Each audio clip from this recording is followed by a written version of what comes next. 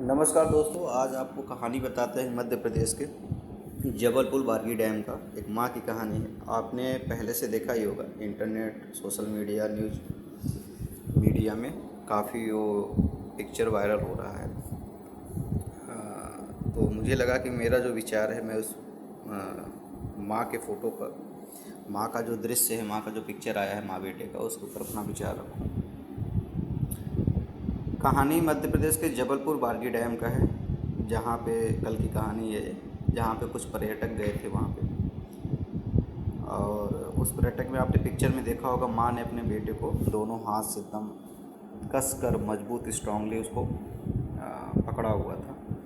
माँ के पास तो लाइफ जैकेट थी, लेकिन बेटे के पास लाइफ जैकेट नहीं थी। इसका मतलब ये भी है कि सिस्टम, जो व्यवस्था था, जो संसाधन था, जो सुविधा था, जो जैकेट थी, वो पर्याप्त उपलब्ध नहीं था, उसमें कमियां थी।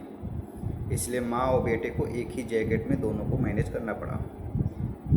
माँ चाहती तो अपनी जान बचा सकती थी, लेकिन कहा जाता है कि नर और मादा में, मतलब कोई भी मादा हो, चाहे वो कुत्ता हो, चाहे शेर हो, चाहे बिल्ली हो, और सोशियोलॉजी में भी कहा जाता है, बायोलॉजी के अकॉर्डिंग भी, कि भाई किसी के जान के ऊपर संकट आती है तो लोग सबसे पहले अपनी जान बचाते हैं।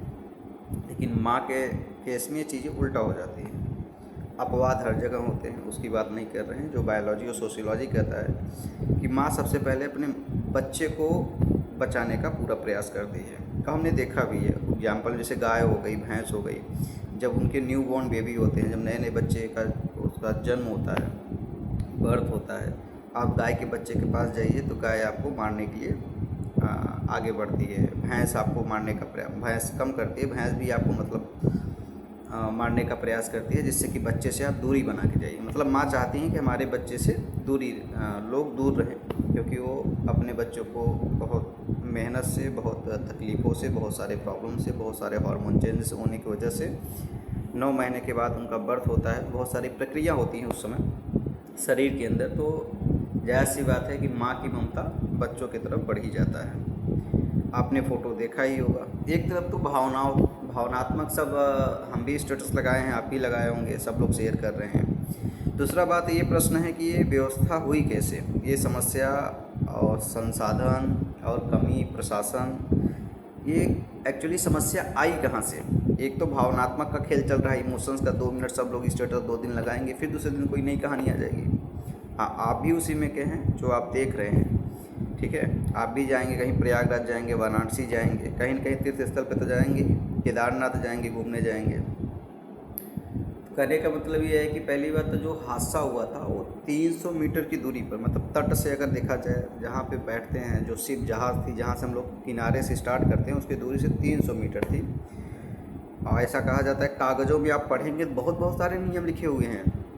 ये जैकेट होना चाहिए, शिप्स का जो जहाज़ है उसका एकदम सर्विस होना चाहिए, मरम्मत होते रहना चाहिए। इतने लोग, कहा जाता है कि 43 से 46 पर्यटक लोगों ने कहा कि वहाँ के देखे हुए लोग बताए कि यहाँ आए हुए हैं, लेकिन टिकट कटा हुआ है 2900 का। ये वही बात हुई कि एक बाइक पे बैठने का 2 लोग का अलाउ है, लेकिन बैठे हुए हैं 4 लोग, ठीक है। तो नियम तो कागज़ में बना ही है, हर जगह बना हुआ है, हर प्लेटफॉर्म के लिए बना हुआ है।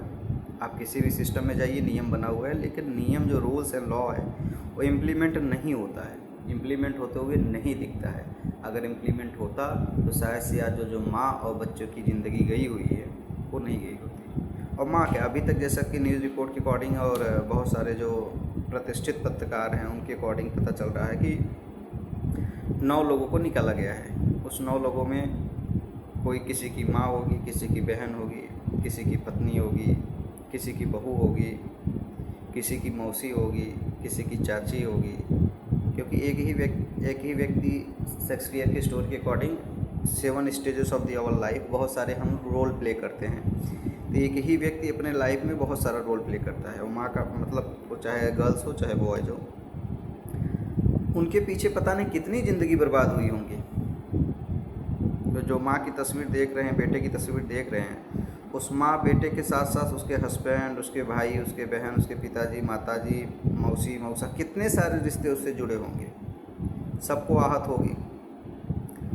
ये दर्शाता है कि सिस्टम जो हमारा फेल हुआ है, और ये आज का फेल नहीं है। अभी आप लेटेस्ट में नोएडा में यहाँ पे आपने देखा हुआ था, लास्ट मंथ में नोएडा का केस था कि कैसे एक व्यक्ति ने कार के ऊपर चिल्लाते रह गया, मुझे सहायता करिए सहायता करिए। कार उसकी डूबती गई और सबके सामने, कम से कम 100-200 हज़ारों के बीच के सामने उसकी मृत्यु हो गई।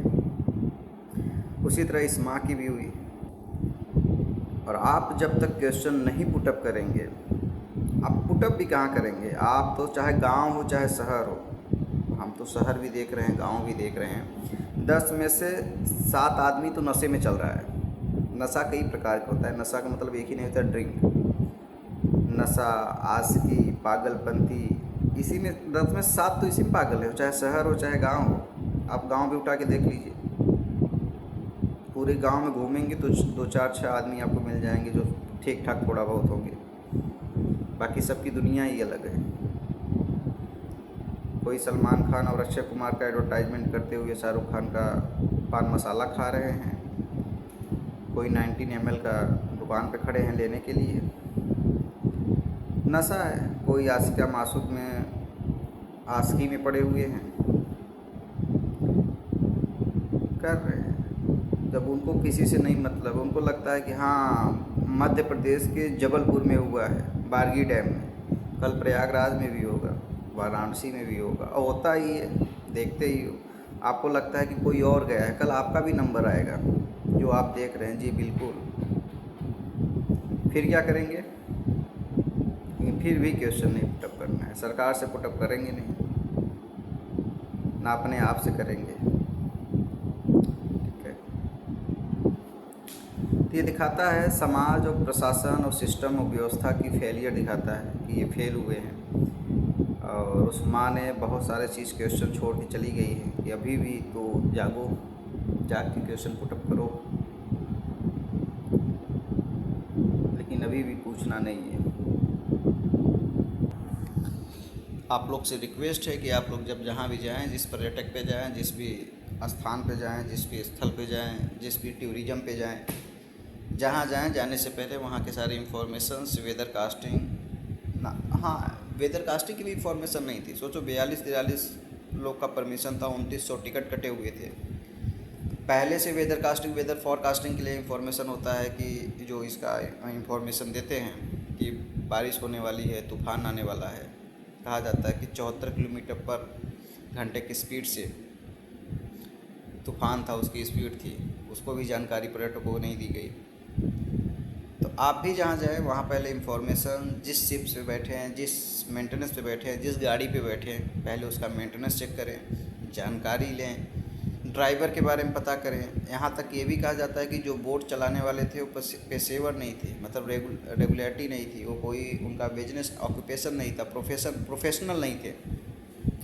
वो वहीं जो दिन के दिहाड़ी करने वाले लोग मज़दूर होते थे, उन्हीं के हाथ में दे दिया जाता था, कम पैसों में वही लोग चलाते थे। इसलिए जब पलटा तो उनके पास ये भी आइडिया नहीं था, जानकारी नहीं था कि उसको जंप करके समुद्र में स्विमिंग करके, मतलब किसी भी तरीके से उनको बाहर निकाला जा सके, मतलब स्किल्स नहीं थे, तरीके नहीं थे।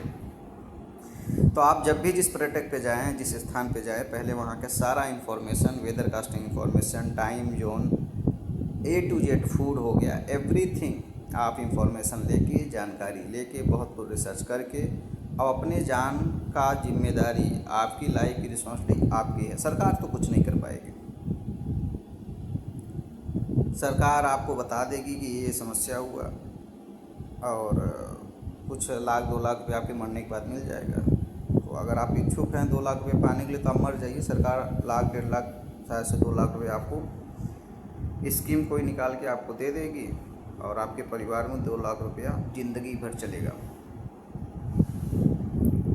तो जहाँ जाइए आप अपनी जिम्मेदारी स्वयं लेके जाइए, क्योंकि आपकी लाइफ आपकी जिम्मेदारी है, आपकी रिस्पॉन्सिबिलिटी है, बाकी इसके ज़िम्मेदार कोई नहीं है। जिस शिप्स पे, जिस गाड़ी पे, जिस वैन पे, जिस ट्रेन पे, जिस एरोप्लेन पे बैठिए, हो दिस इज़ योर रिस्पॉन्सिबिलिटी। कभी भी कुछ भी हो सकता है, क्योंकि हम मरे हुए लोग हैं, हम प्रश्न पूछेंगे नहीं, हम बस न्यूज़ में, टीवी में, सोशल मीडिया पे ऐसे ही देखते रहेंगे और अपने बारी का इंतज़ार करते रहेंगे। किसी दिन हम भी किसी हादसे के ऐसे ही शिकार होंगे, और होंगे, आप ज़रूर होंगे। आप नहीं होंगे तो आपके रिलेटिव वाले होंगे, आपके कोई चाहने वाला होगा, होगा, क्योंकि जहाँ हुआ है उनके भी कोई रिलेटिव थे, उनको भी कोई चाहने वाला था, एक दिन वो भी ऐसे टीवी में बैठ के देख रहे होंगे। क्वेश्चन जब तक नहीं पुटअप करेंगे तब तक कहाँ, मांगने से तो पानी नहीं, बिना मांगे पानी नहीं मिलता है, तो बिना मांगे आपको क्या मिलेगा, कहाँ से राइट्स मिलेगा? ना आपको राइट्स पता है, ना आपको ड्यूटीज़ पता है, आपको कुछ पता है, ना आपको पता करने की ज़रूरत है, ना आप चाहते भी है कि पता हो। तो जो आप चाहते नहीं हो आपको मिलता भी नहीं है, जो आप चाहेंगे वही मिलेगा ना। भाई आप प्रश्न करें या ना करें, हमारा तो मन था प्रश्न करने का, हम करेंगे और हम ऐसे ही व्यंग करते रहेंगे, बाकी इच्छा आपकी। धन्यवाद।